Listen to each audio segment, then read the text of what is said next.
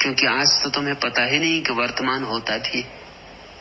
उन दो ने, अतीत और भविष्य ने, तुम्हारी सारी चेतना को घेर लिया है।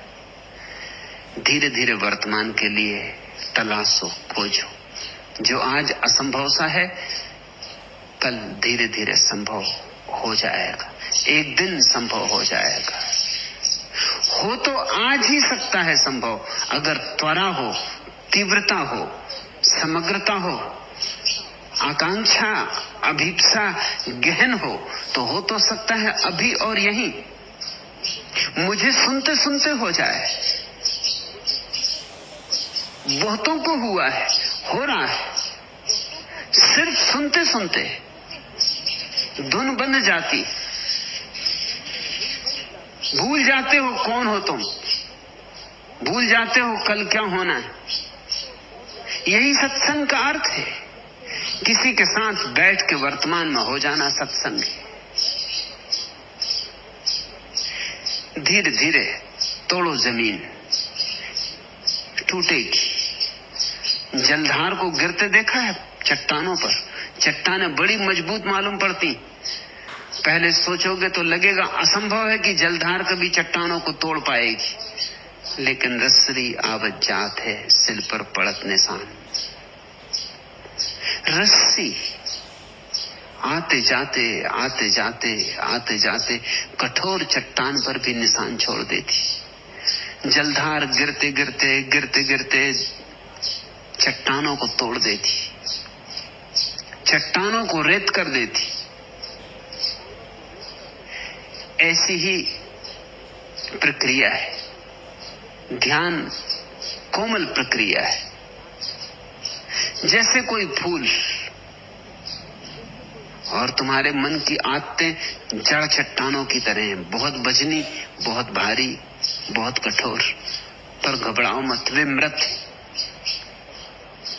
और तुम्हारा फूल जैसा ध्यान जीवंत है, और जीवंत में असली बल है, चाहे कितना ही कोमल क्यों ना हो। जीवित फूल मुर्दा चट्टानों को तोड़ देगा। तुमने कभी देखा है चट्टानों में से बीज फूट के वृक्ष बन जाते, चट्टान दरक जाती। जीवित था बीज, चट्टान को तोड़ गया, वृक्ष फूट आया। चट्टानों से वृक्षों को निकलते देखकर तुम्हें हैरानी नहीं होती कभी? अद्भुत शक्ति होगी जीवन की। छोटा सा बीज कितनी ऊर्जा लिए था। न केवल खुद टूटा, न केवल अंकुरित हुआ, चट्टान को तोड़ गया है। ऐसे ही आज जो बीज की तरह है ध्यान, कल वृक्ष बनेगा। उसमें फूल भी आएंगे और फल भी आएंगे, महक सुगंध भी उठेगी। चिंता ना लो। असंभव सा लगता है लेकिन संभव होता है, ऐसा मैं अपने अनुभव से कहता हूं। मुझे भी असंभव सा लगता था।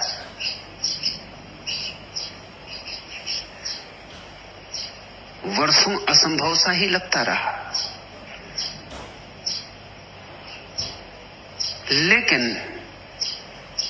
मैं अधीर ना हुआ। कहते पलटू काहे होत अधीर।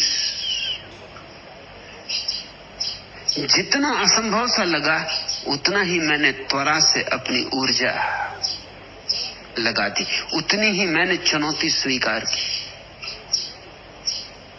बस चुनौती को स्वीकार करने की बात है।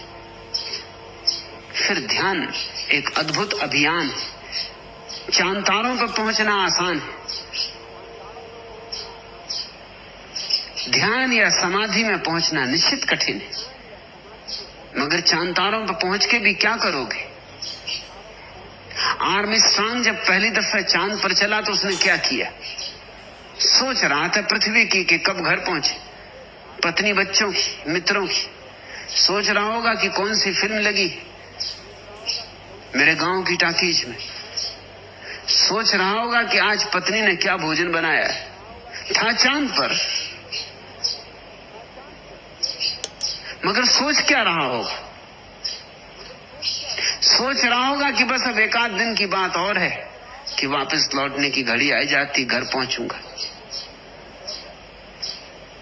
चांद पर भी तुम तो तुम ही रहोगे। तुम कैसे बदल जाओगे? इसलिए चांद तक पहुंच के भी कोई कहीं नहीं पहुंचता, लेकिन ध्यान में पहुंच के जरूर तुम एक नए लोक में प्रवेश करते हो।